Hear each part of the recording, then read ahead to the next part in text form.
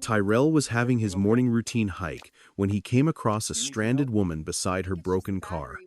Her dress was already wet from the little but persistent drops of rain that morning. At first, he told himself to keep walking, reminding himself how being kind had only brought him trouble before. Stopping meant getting involved, and getting involved always came with risks he was tired of carrying.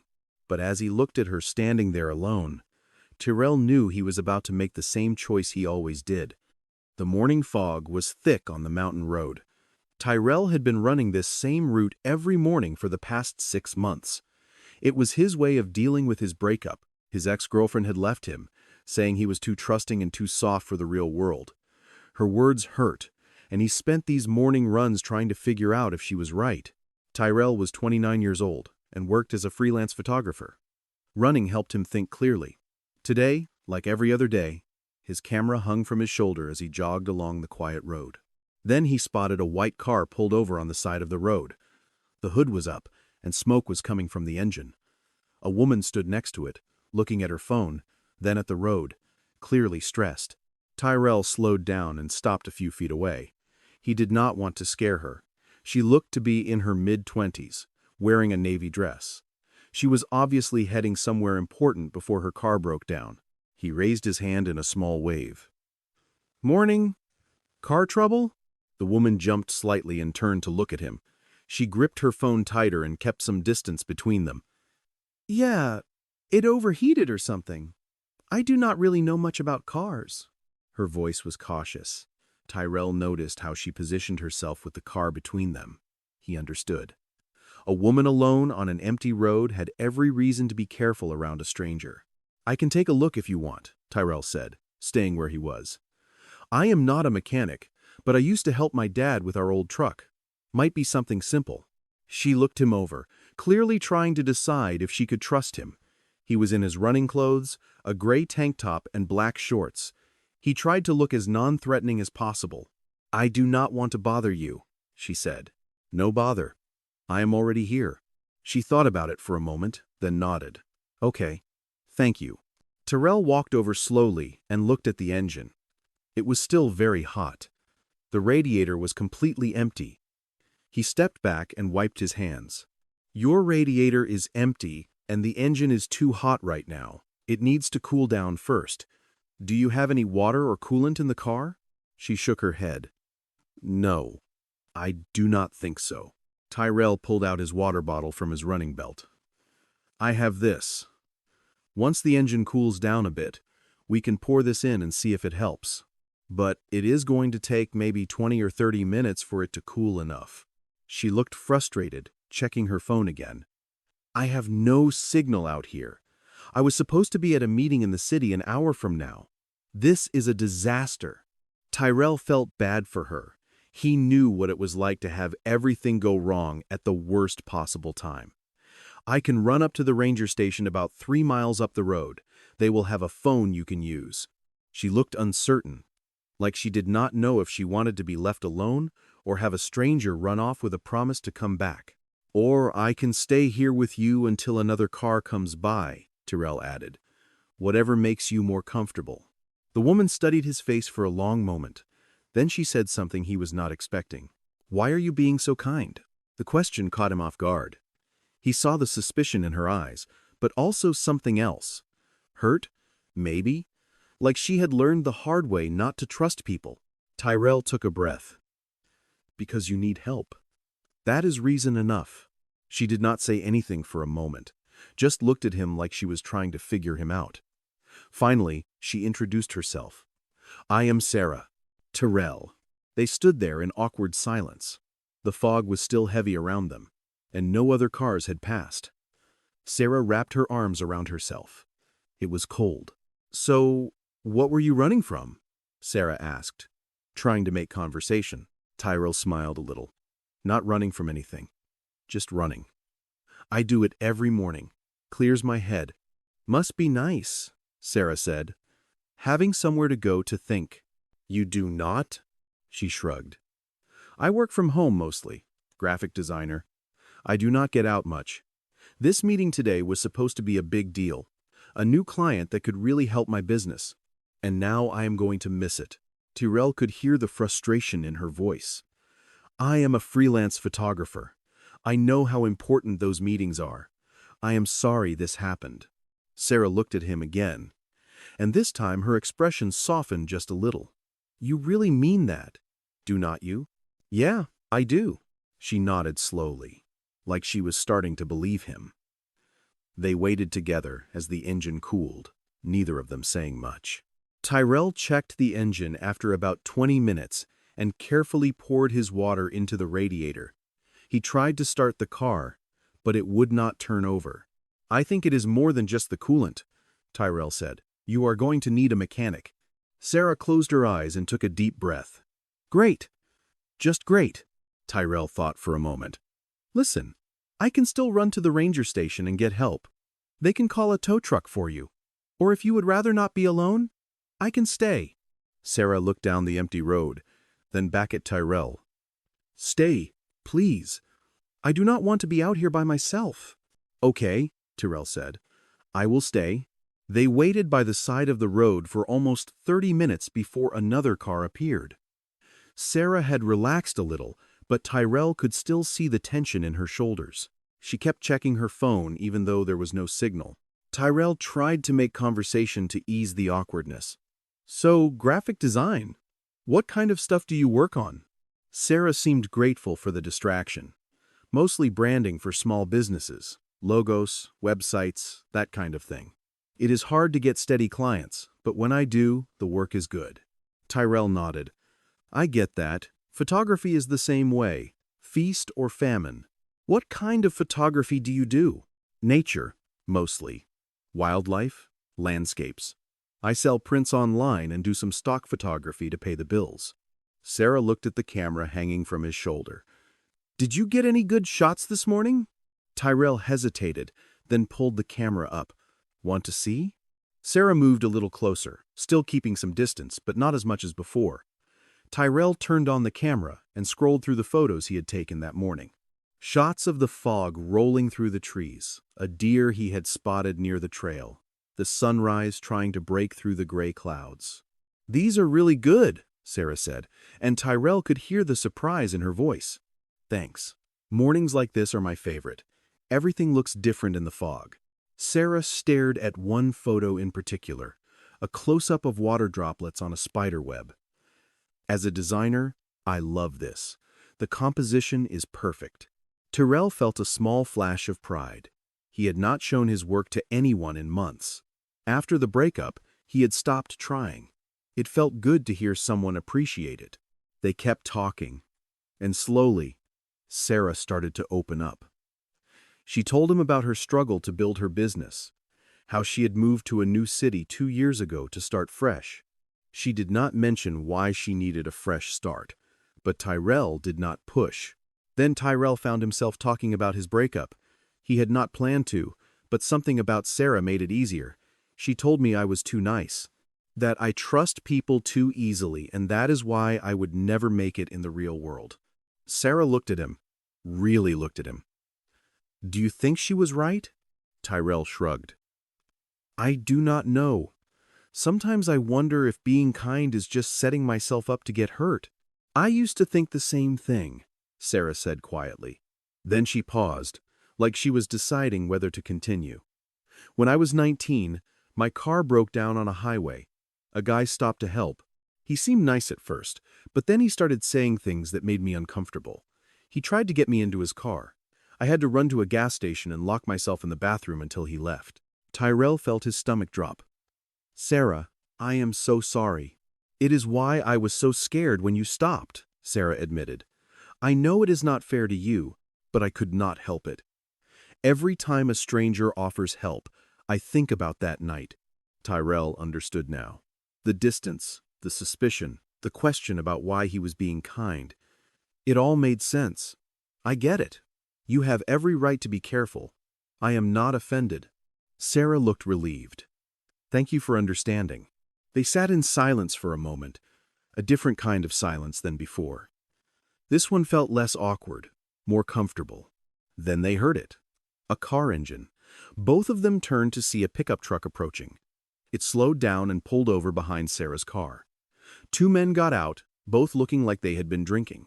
One of them grinned at Sarah in a way that made Tyrell's jaw tighten.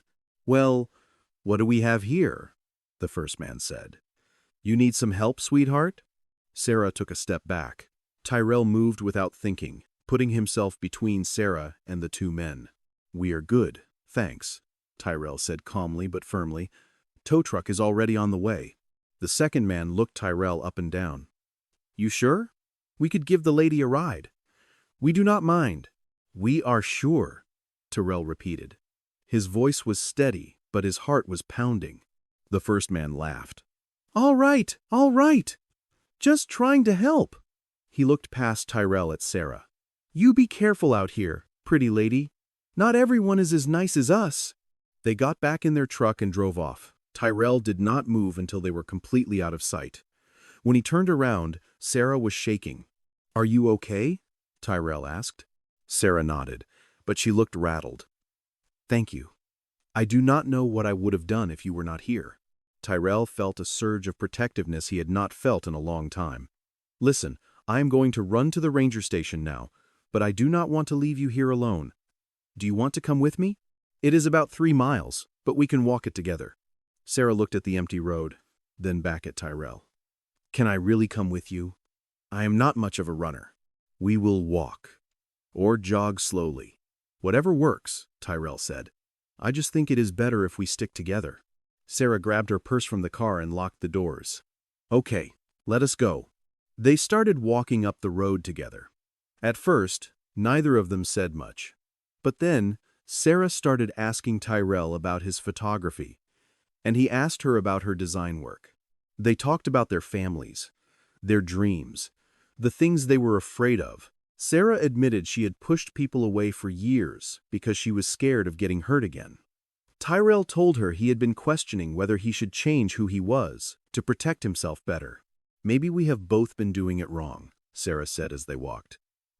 "Maybe the answer is not to build walls, but to find people who make you feel safe enough to take them down." Tyrell looked at her and smiled. "That is a pretty good way to put it." By the time they reached the ranger station, they were both sweating and out of breath, but they were also laughing. The ranger called a tow truck and offered them coffee while they waited. Sarah called her client and rescheduled the meeting. To her surprise, they were understanding. As they sat on the porch of the ranger station, Sarah turned to Tyrell. "Thank you.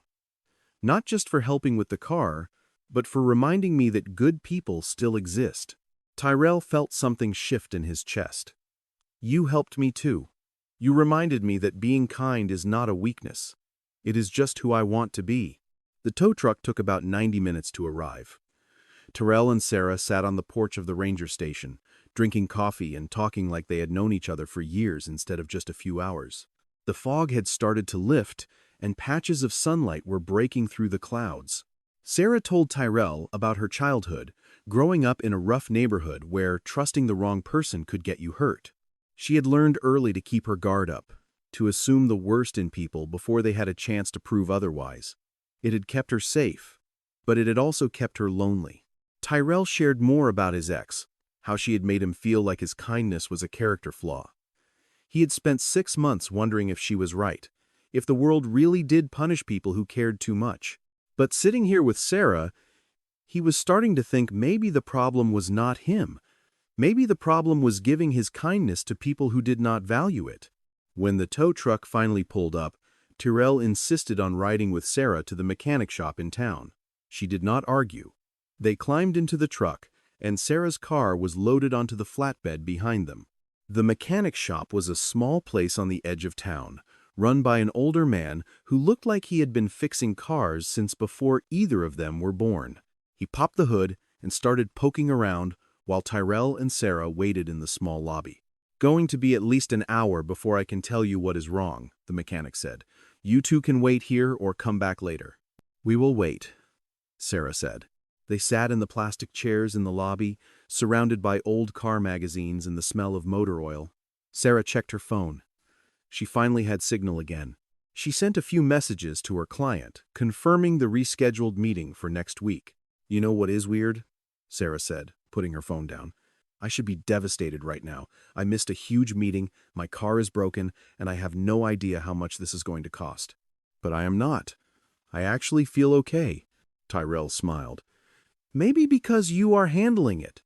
You rescheduled the meeting. You are getting the car fixed. You did not fall apart. Sarah looked at him. I think it is more than that. I think it is because I did not have to handle it alone. Tyrell felt warmth spread through his chest. He had not felt needed in a long time. It felt good. Can I see more of your photos? Sarah asked. You showed me the ones from this morning, but do you have a portfolio or something? Tyrell pulled out his phone and opened the folder where he kept his best work. Landscapes, wildlife, some street photography from trips he had taken. Sarah scrolled through them slowly, pausing on certain shots, zooming in to see the details. These are incredible, she said. Do you have a website? Tyrell shook his head. I have been meaning to make one for years, but I never got around to it.